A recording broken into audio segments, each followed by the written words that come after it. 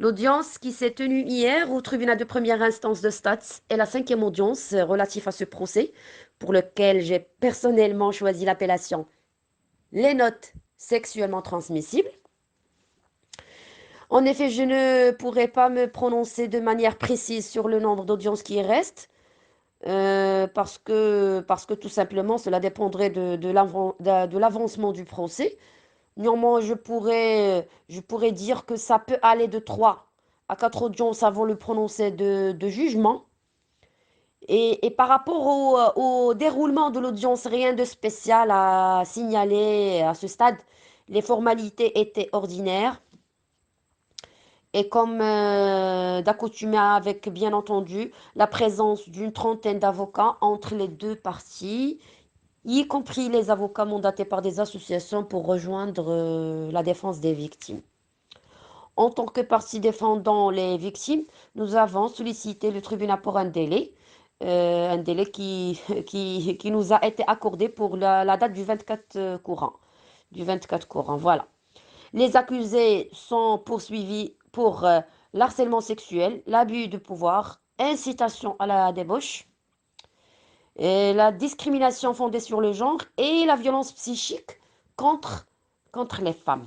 Ce sont tous, bien évidemment, ce sont tous des actes pénalement répréhensibles, dont l'harcèlement est celui où le coupable risque jusqu'à 3 ans d'emprisonnement.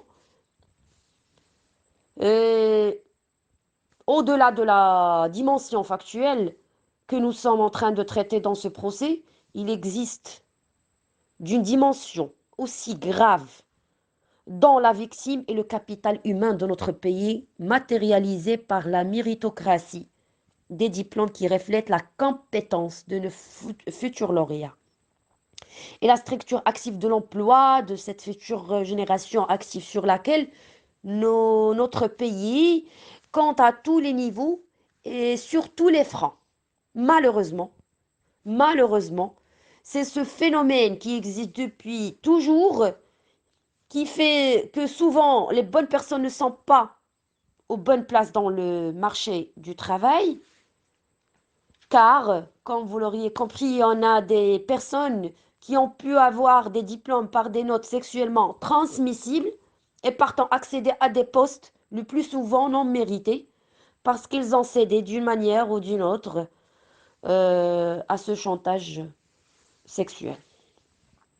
Alors que d'autres personnes, alors que d'autres personnes potentiellement plus méritantes se trouvent privées de leurs droits car pénalisées à cause de leur refus de cette pratique sale et indécente, comme le cas de nos victimes. Il ne s'agit pas ici d'une simple affaire correctionnelle. Nous sommes devant un phénomène d'une plus large ampleur qui se doit d'être traité devant la compétence de la Cour d'appel. Moi, en ma qualité d'avocat des victimes, je mets en avant, et avec une grande insistance, la vulnérabilité et la précarité des victimes face à l'abus du pouvoir des inculpés, et je considère qu'il s'agit de la traite des êtres humains.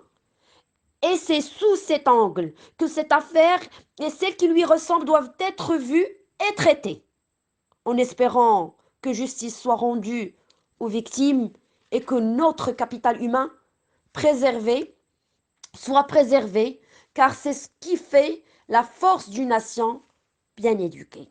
Merci.